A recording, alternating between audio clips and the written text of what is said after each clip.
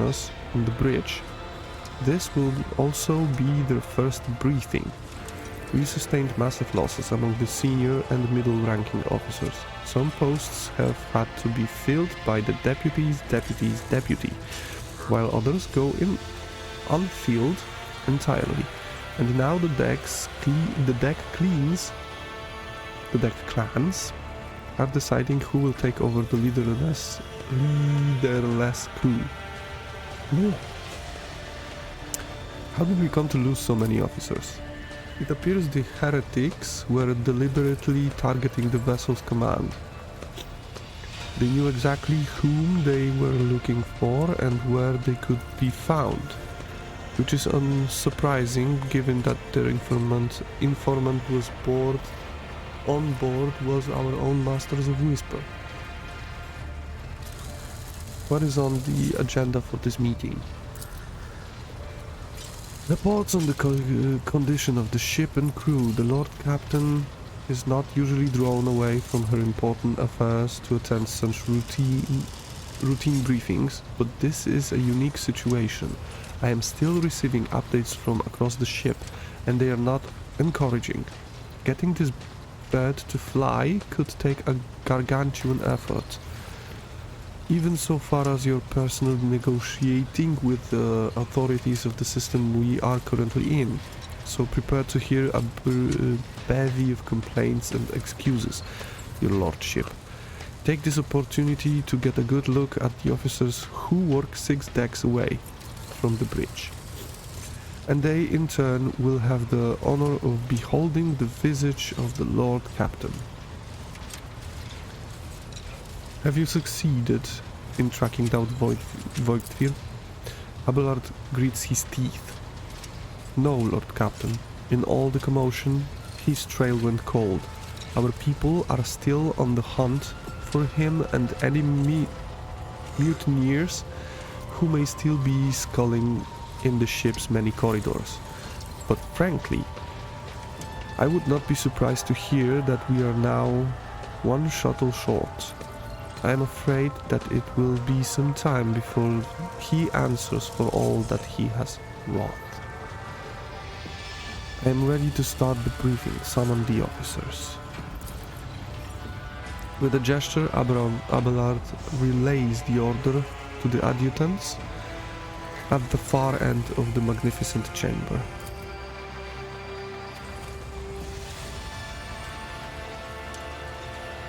Please be voice acted. A dozen pair of eyes bore into you, the expressions revealing resistant joy, curiosity, and wariness. Attention, officers, you have been granted an honor. Lord Captain Oscar von Valencius will personally conduct today's briefing. Our most gracious Lord Captain is ready to hear your reports. Perhaps you would introduce those present, Abelard. As you wish, your lordship. Abelard points to a tall, slender woman whose body seems to contain as many implants as it does flesh. Vigdis Suri Ota of the Tolliman line, our new Voxmaster. It is an honor to serve your lordship.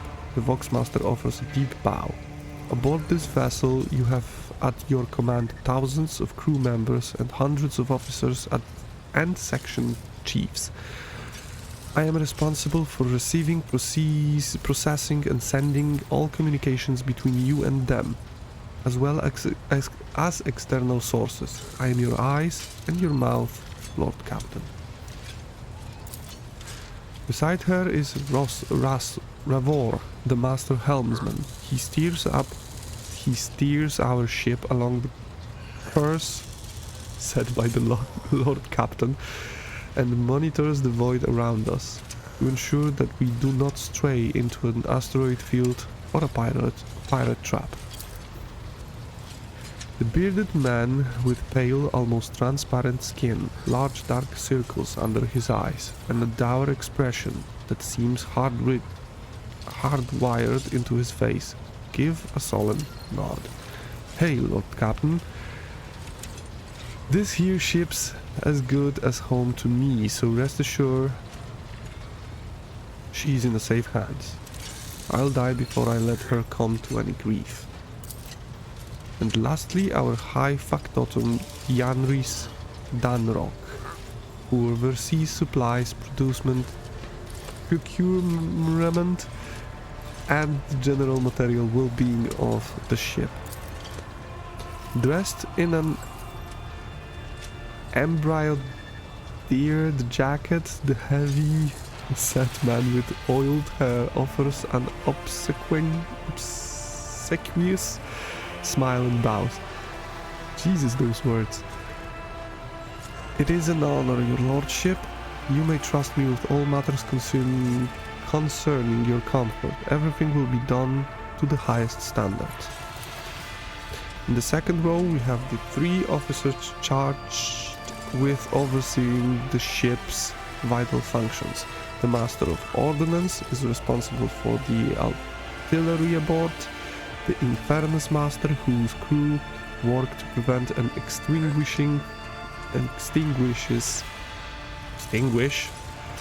fires on the ship.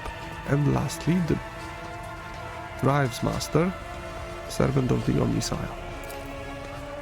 The 3 officers salute you. The Infernus Master does so with confidence, while the Master of Ordnance betrays nervousness. The Driver's Master offers a salute resembling a dance, involving the complicated manipulation of all the Tech Priest's mechadendrites. Thank you and greetings to all you. I serve at your pleasure, Lord Captain. Give me a second.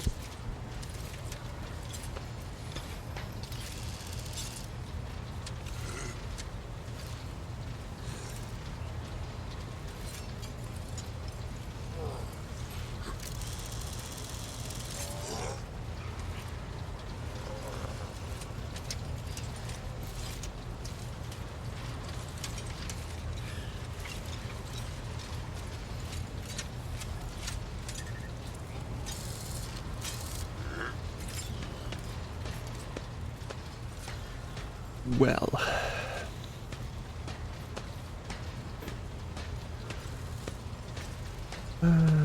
I wish to hear the Infernus Master's report. Yes, Lord Captain. The tall man bows his head in deference. I can report that all fires across all decks have now been extinguished. The preliminary damage assessment in terms of material losses and crew casualties has been completed. The results have been submitted to the Seneschal and the High Factotum.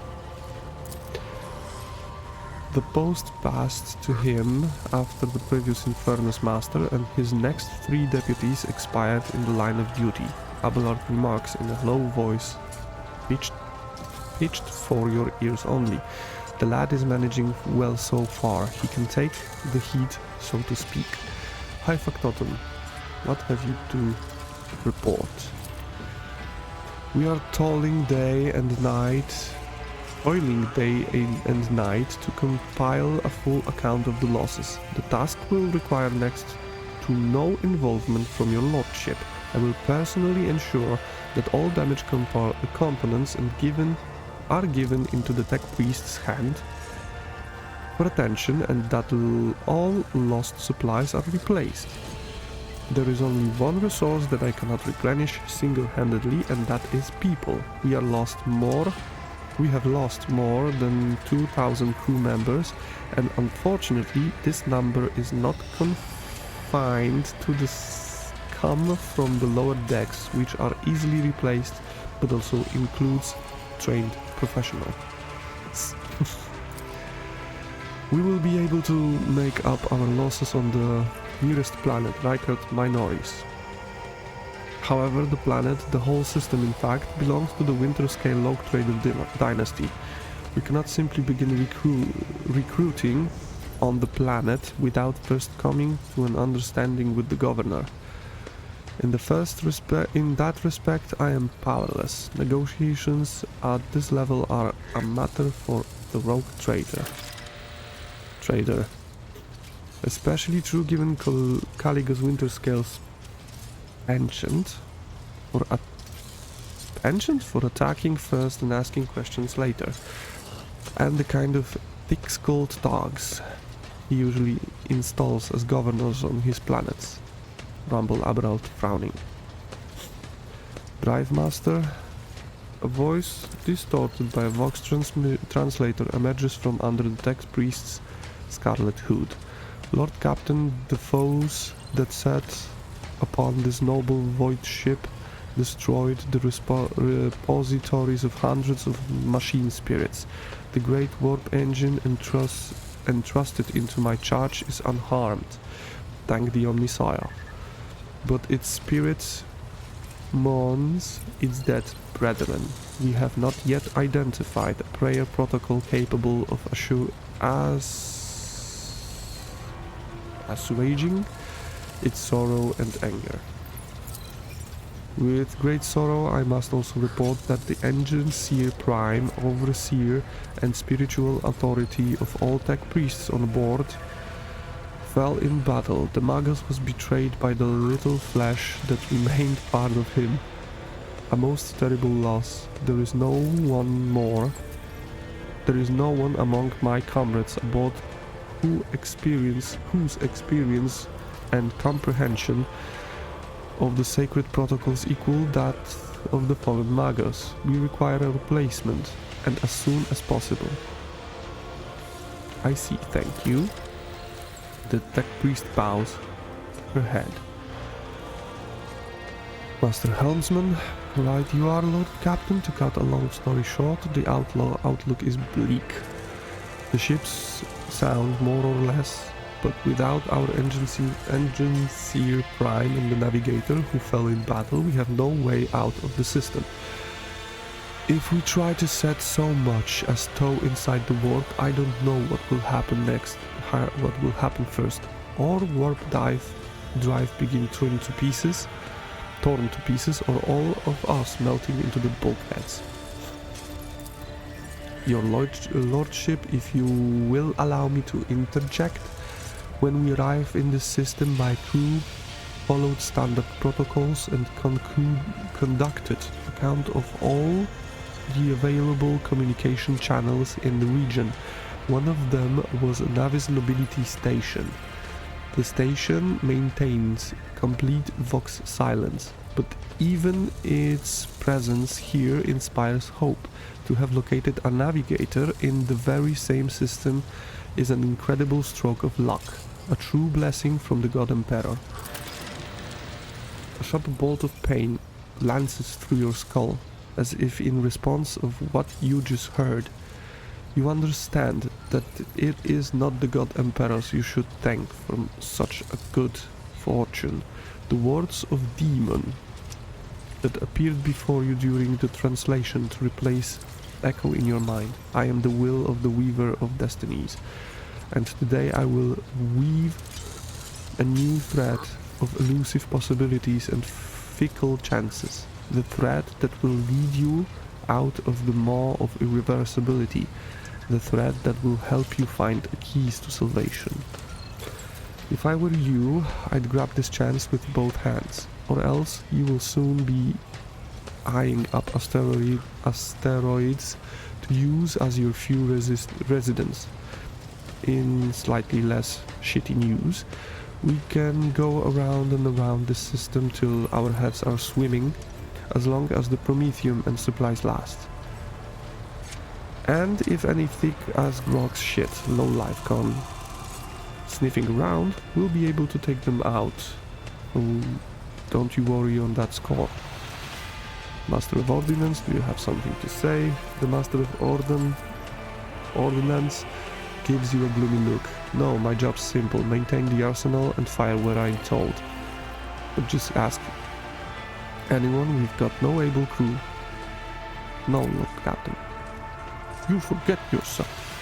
The Master of Ordnance chokes back the words he was obviously about to blurt out without thinking. He casts another look at you before turning away. I apologize profusely. Lord Captain, pardon the fool. The ship is in ruins. Every other officer is dead, and the Lord Captain is no longer with us. fear has taken hold of me. He looks up at you, but I've heard of you. Oh yes, your fame has reached even as far as the expanse.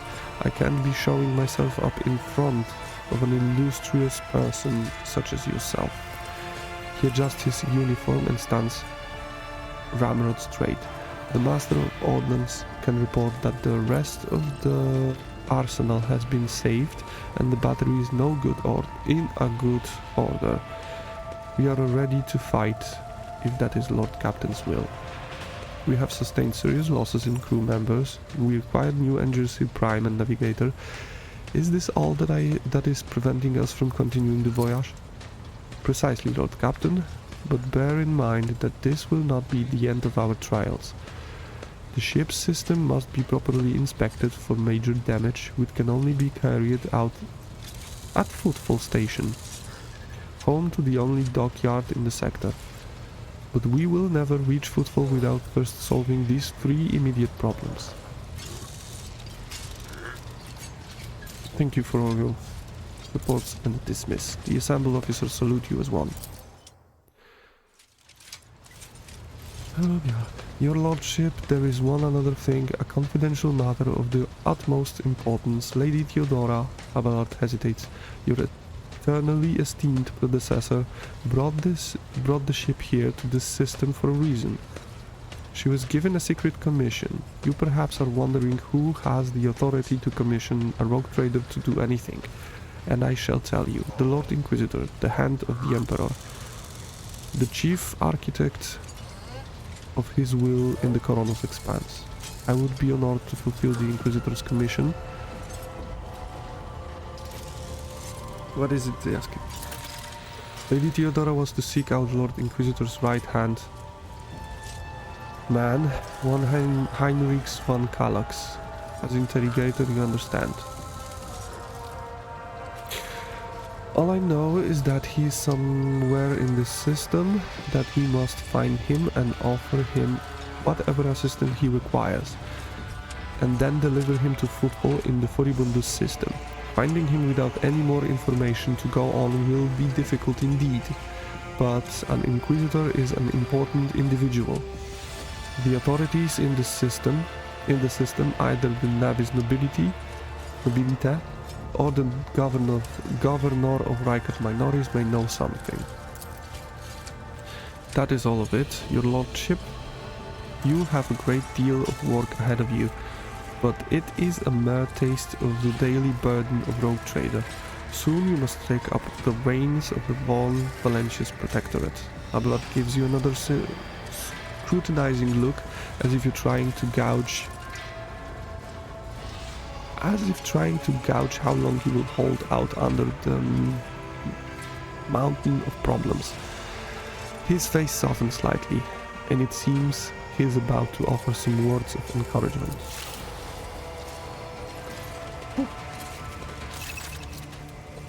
Idira, Sister Angenta, explain yourselves. The Sister of Battle grimly nods towards Idira. The Psyker is suffering some ailment or dark madness. She insisted to seeing the rogue trader.